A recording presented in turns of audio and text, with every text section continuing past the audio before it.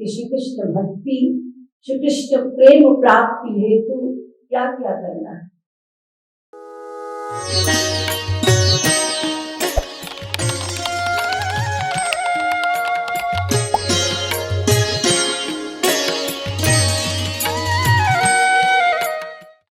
तो गौरांग महाप्रभु जी ने पहला प्रश्न किया, समस्त विद्याओं में सर्वोत्तम विद्या कौन सी है। राय रामानंद जी ने उत्तर दिया, समस्त विद्याओं में वास्तविक विद्या, असली विद्या है श्री कृष्ण भक्ति। श्री कृष्ण भक्ति के अतिरिक्त महान, उत्तम, श्रेष्ठ कोई विद्या नहीं। दूसरा प्रश्न गौरांग महाप्रभु जी ने राय रामानंद जी से किया, कीर्तियों में सबसे बड़ी कीर्ति कौन सी है। कीर्ति माने फेम, जिसके लिए सब पागल हैं। राय रामानंद जी ने उत्तर दिया, श्री कृष्ण भक्त कहलाना साधक की सबसे उत्तम कीर्ति। तीसरा प्रश्न, साधक की, जीव की सबसे बड़ी संपत्ति क्या है, धन क्या है।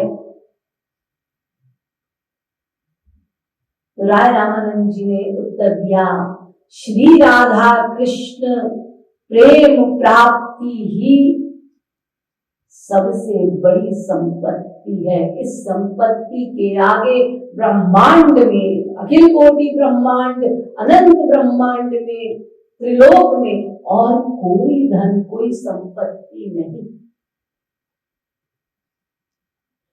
इसके पश्चात गौरांग महाप्रभु जी ने पूछा, अच्छा ये बताओ, जीव के जीवन का सबसे बड़ा दुख क्या है। राय रामानंद जी ने उत्तर दिया, यदि जीव हरि अनुकंपा युक्त है और उसे वास्तविक गुरु प्राप्त है और वो गुरु रसिक हैं, रसिक माने राधा कृष्ण रस से परिप्लुत, ओतप्रोत, ऐसा कोई गुरु प्राप्त साधक है और उस साधक को ऐसे श्री कृष्ण भक्त का वियोग हो जाए, ये जीवन का, जीव के लिए सबसे बड़ा दुख है। इस दुख के आगे और कोई दुख बड़ा नहीं। श्री कृष्ण भक्त का वियोग।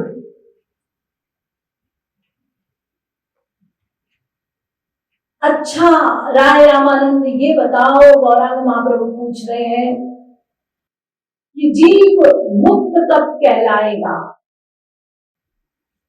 तो राय रामानंद जी ने उत्तर दिया, यदि साधक ने श्री कृष्ण प्रेम प्राप्त कर लिया तो वो मुक्त शिरोमणि। राय रामानंद जी कोई साधारण नहीं है, वो विशाखा सखी के अवतार हैं।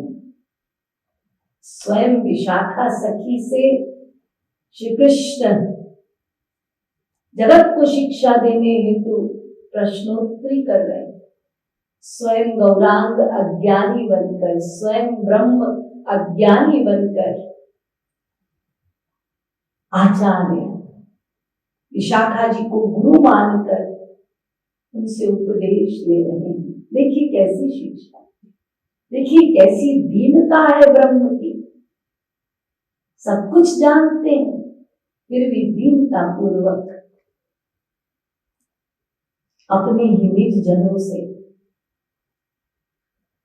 भक्ति का परिचय ले रहे हैं। आगे पूछा, गौरांग महाप्रभु जी ने राय रामानंद जी से, जीव को स्वरूपगत कौन सा गान करना चाहिए, क्या गाना चाहिए? तब राय रामानंद जी ने कहा, श्री राधा कृष्ण के नाम रूप लीला गुण धाम और उनके निज जनों का, उनके पवित्र पावन गुणों का चिंतन मनन और गान करना चाहिए, उनका नाम संकीर्तन करना चाहिए।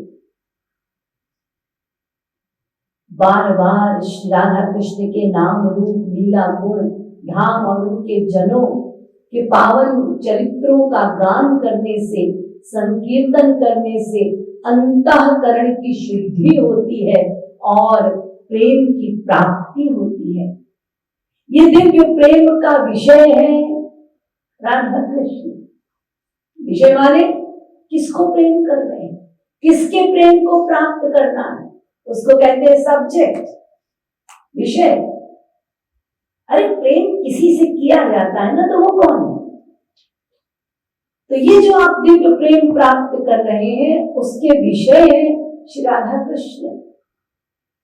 तो दिव्य प्रेम की प्राप्ति अंतःकरण शुद्धि पर होती है और अंतःकरण शुद्धि के लिए श्री राधा कृष्ण के नाम रूप लीला गुण धाम और उनके जनों के पावन चरित्रों का, लीलाओं का गान करना है, उनके नामावली का बार बार गायन करना है।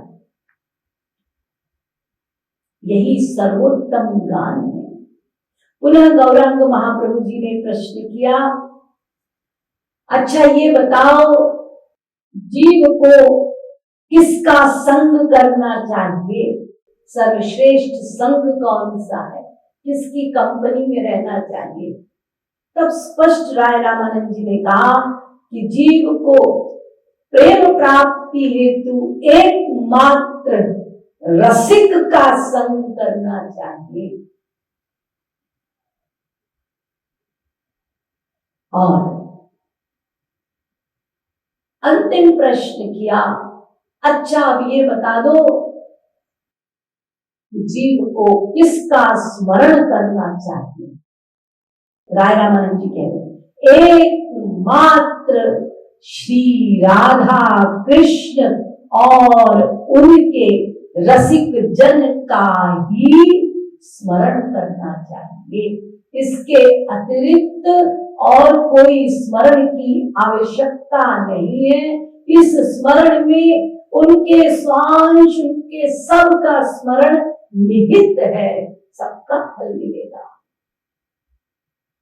एकमात्र श्री राधा कृष्ण, उनकी लीलाएं, उनके पावन चरित्र, उनके धाम, उनके जन, उनकी कृपाएं, बस इसी क्षेत्र में रहना है। यह है वास्तविक स्मरण।